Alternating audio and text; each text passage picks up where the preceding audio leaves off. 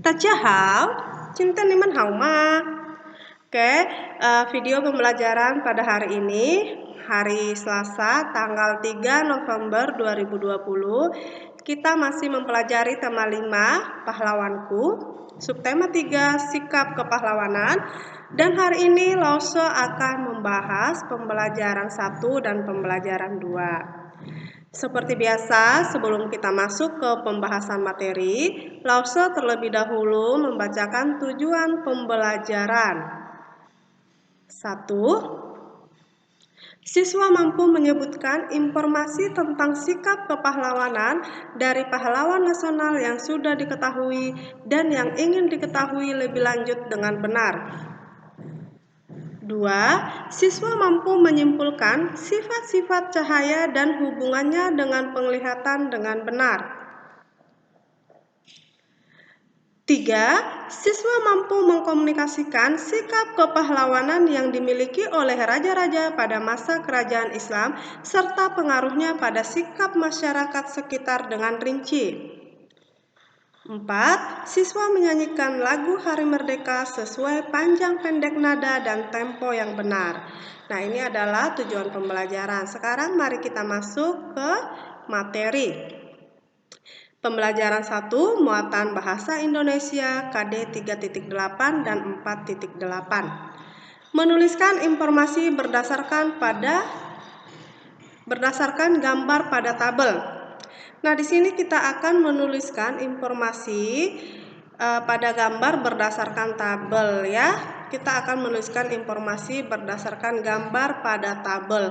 Nah, di sini ada tokoh nasional yaitu Pangeran Diponegoro. Dan kita akan menuliskan informasi tentang Pangeran Diponegoro. Nah, informasi yang kita dapatkan adalah Pangeran Diponegoro merupakan salah satu pahlawan Indonesia. Pangeran Diponegoro berjuang dengan gigih saat melawan Belanda. Nah, ini adalah informasi yang kita temukan tentang tokoh nasional yaitu Pangeran Diponegoro. Ini adalah contoh menuliskan informasi berdasarkan gambar pada tabel. Nah, di Ayo Berlatih kita akan membuat atau menuliskan informasi tentang tokoh ya Swasengmen. Nah, di sini ada 2 tokoh. Pilihlah salah satu pahlawan dari gambar di samping. Carilah informasi tentang tokoh tersebut dan perjuangannya untuk Indonesia. Nah, di sini ada 2 tokoh yaitu Bung Tomo dan yang satu lagi Yosudarso. Ini kalian bisa pilih salah satu ya Swasengmen, mau pilih yang mana yang akan kalian tulis. Tapi di sini Lause akan bahas kedua tokoh tersebut. Kalian bisa pilih tuliskan salah satu ya. Tidak usah tuliskan dua-dua juga boleh. Pilih salah satu saja. Oke, Lause akan membahas informasi tentang Bung Tomo dan Yosudarso. Sekaligus ini adalah jawaban nomor 2 ya. Oke, informasi tentang Bung Tomo. Di sini ada apa yang kamu ketahui tentang pahlawan tersebut dan apa yang ingin kamu ketahui lebih lanjut tentang pahlawan tersebut. Nah, Lause bacakan dulu yang sudah kita ketahui tentang pahlawan yaitu Bung Tomo ya. Jadi Bung Tomo memiliki nama lengkap Sutomo. Bung Tomo lahir di Kampung Blauran, Surabaya. Bung Tomo lahir pada tanggal 3 Oktober 1920. Ayah Bung Tomo bernama Kartawan Cipto Wijojo. Bung Tomo menjadi terkenal karena perannya dalam pertempuran 10 November 1945. Bung Tomo wafat pada tanggal 7 Oktober 1981 di Padang Arafah, Arab Saudi. Nah, ini adalah informasi yang kita ketahui tentang Bung Tomo. Dan ada juga yang ingin kita ketahui lebih lanjut tentang Bung Tomo. Berarti di sini adalah daftar pertanyaan di mana untuk lebih banyak tahu tentang informasi tentang Bung Tomo ya Swasengmen. Jadi di sini kita bisa membuat siapakah nama Ibu Bung Tomo? bagaimana latar belakang pendidikan Bung Tomo, di mana Bung Tomo dibesarkan, apa cita-cita Bung Tomo, siapa nama istri dan anak Bung Tomo, apa saja peran Bung Tomo dalam pemerintahan setelah tanggal 10 November. Nah, ini adalah hal yang ingin lebih lanjut kita ketahui. Oke, itu adalah tentang Bung Tomo. Sekarang Lause akan bahas tentang Yosudarso. Yang kita ketahui tentang Yosudarso adalah Yosudarso memiliki nama lengkap Yosapat Sudarso. Yosudarso lahir pada tanggal 24 November 1925 di Salatiga, Jawa Tengah. Orang tua Yosudarso bernama Soekarno Dharma Prawiro dan Mariam. Yosudarso awalnya melanjutkan pendidikan di sekolah guru di daerah Mutilan, namun saat Jepang menduduki Indonesia, beliau pindah ke Sekolah Tinggi Pelayaran di Semarang. Yosudarso wafat pada tanggal 15 Januari 1962 di Laut Aru dalam peristiwa pertempuran Laut Aru. Nama Yosudarso kini diabadikan sebagai nama KRI dan pulau. Nah, yang ingin kita ketahui lebih lanjut, di mana Yosudarso dibesarkan, bagaimana latar belakang pendidikan Yosudarso, apa cita-cita Yosudarso, siapa nama istri dan anak Yosudarso, apa peran Yosudarso dalam Trikora, apa saja sikap kepahlawanan yang dimiliki oleh Yosudarso. Jadi, Swasengmen, fungsi dari apa yang ingin kamu ketahui lebih lanjut adalah untuk supaya kita bisa mengetahui informasi lebih banyak tentang tokoh Yosudarso. Lalu kita akan masuk ke muatan IPS KD 3.4 dan 4.4. Sikap kepahlawanan Pangeran Diponegoro. Nah, Pangeran Diponegoro lahir di Yogyakarta pada 11 November 1785. Pangeran Diponegoro menentang penjajah Belanda karena sikap penjajah Belanda yang membebani rakyat kecil dengan pajak tinggi dan tidak menaati adat istiadat yang berlaku. Pangeran Diponegoro menggunakan siasat perang gerilya, yaitu menyerang secara tiba-tiba dan bergerak secara sembunyi-sembunyi. Nah, itu adalah sikap kepahlawanan dari Pangeran Diponegoro. Kita akan menjawab Ayo Berlatih yang ada di halaman 119. Soal nomor 1, berasal dari daerah manakah Pangeran Diponegoro? Pangeran Diponegoro berasal dari daerah Yogyakarta. Soal nomor 2, kapan terjadinya Perang Diponegoro? Perang Diponegoro terjadi pada tahun 1825. Nomor 3, bagaimana siasat yang dilakukan oleh Pangeran Diponegoro untuk melawan penjajah Belanda? Siasat yang dilakukan oleh Pangeran Diponegoro untuk melawan penjajah Belanda adalah menggunakan perang gerilya, yaitu menyerang secara tiba-tiba dan bergerak secara sembunyi-sembunyi. Soal nomor 4, kapan Pangeran Diponegoro wafat? Di manakah beliau dimakamkan? Pangeran Diponegoro wafat pada tanggal 8 Januari 1855 dan dimakamkan di Kampung Jawa, Makassar, Sulawesi Selatan. Oke, kita sekarang masuk ke muatan IPA KD 3.7 dan 4.7. Cermin. Cermin merupakan salah satu benda yang dapat memantulkan cahaya. Cahaya yang dipantulkan oleh cermin merupakan salah satu contoh pemantulan teratur. Berdasarkan bentuknya, cermin dibedakan menjadi 3 macam, yaitu cermin datar, cermin cekung, dan cermin cembung. Sekarang kita akan membahas sifat-sifat bayangan dari setiap jenis cermin. Kita bahas yang pertama dulu, yaitu cermin datar. 1. Ukuran atau besar dan tinggi bayangan sama dengan ukuran benda. 2. kenampakan bayangan berlawanan dengan benda. Misalnya, tangan kananmu akan menjadi tangan kiri bayanganmu. 3. Bayangan bersifat semu atau maya, artinya bayangan dapat dilihat di dalam cermin tetapi tidak dapat ditangkap oleh layar. Contoh, benda yang menggunakan cermin datar yaitu cermin rias. Oke, sifat bayangannya, ukuran bayangan sama dengan benda, kanan kiri bayangan terbalik dengan benda, bayangan semu. Oke, sekarang kita bahas sifat bayangan dari cermin cekung. 1. Jika benda berada dekat dengan cermin cekung, bayangan benda bersifat tegak, diperbesar, dan semu. Jika benda berada jauh dengan cermin cekung, bayangan benda bersifat nyata, terbalik, dan diperkecil. Contoh, bagian cekung sendok makan, lampu senter, dan lampu mobil. Nah, ini adalah contoh cermin cekung.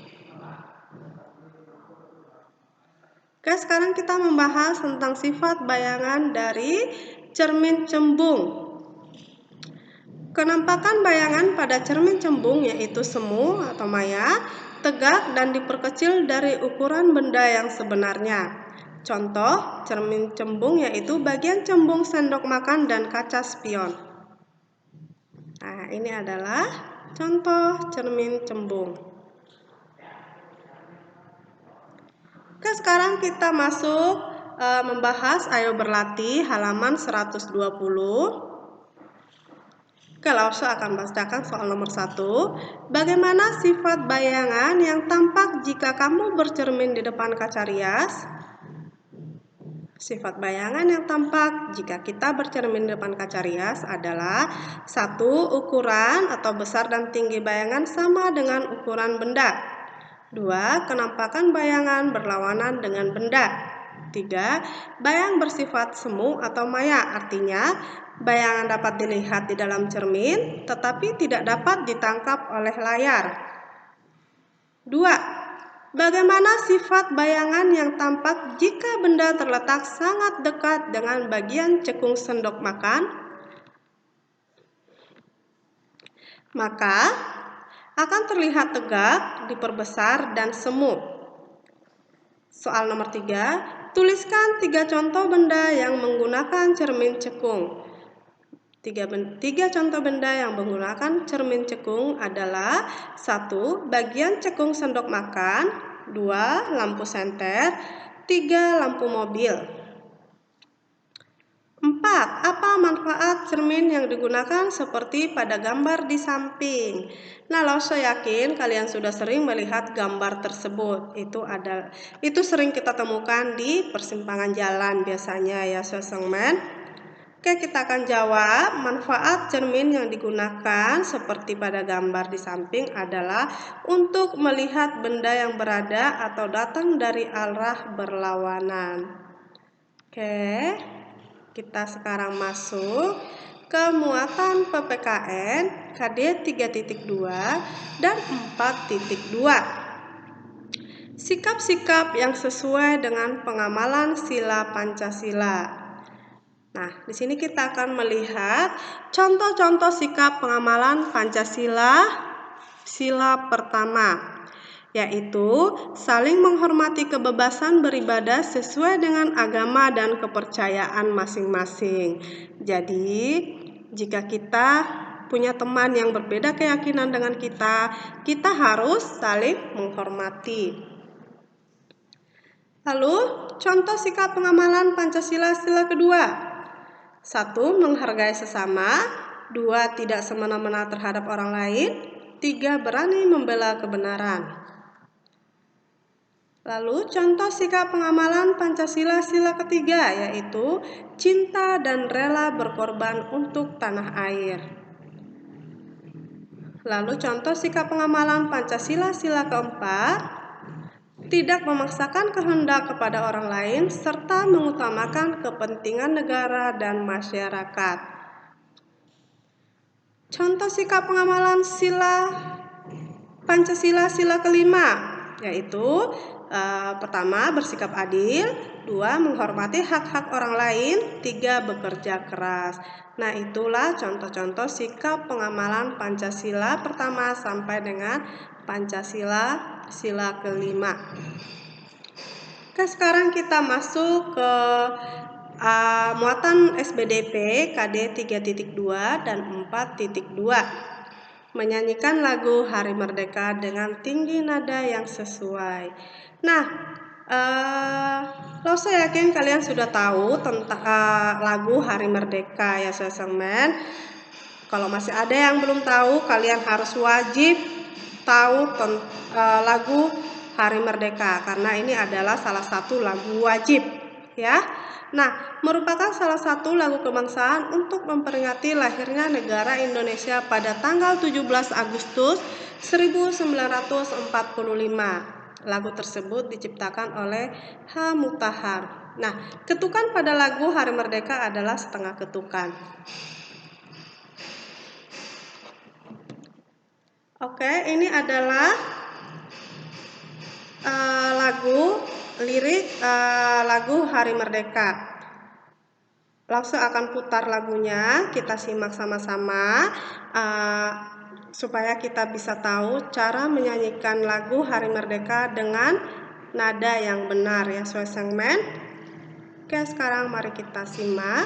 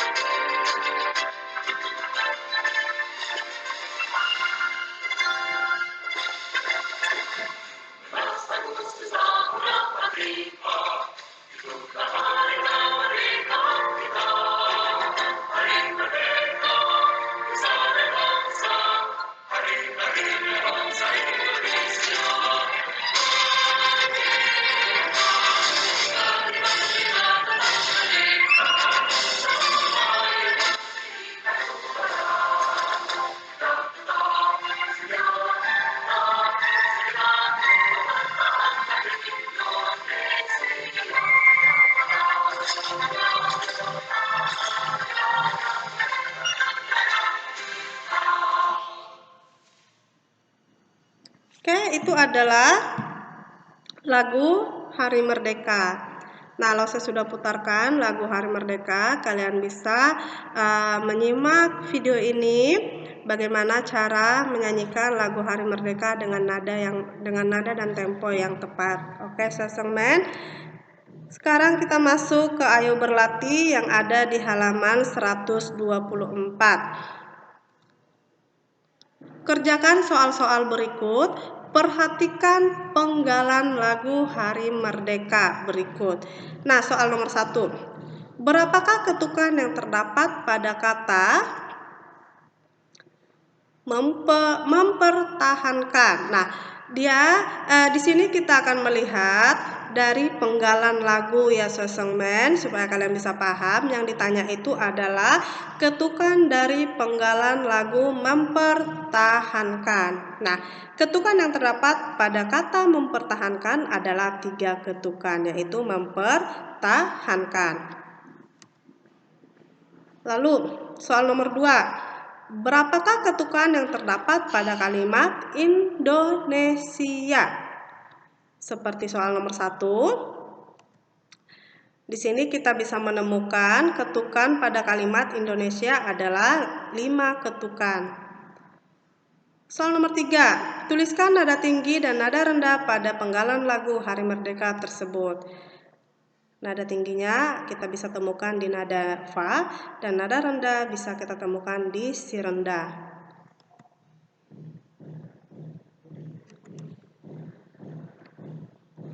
Oke, sekian pembelajaran pada hari ini.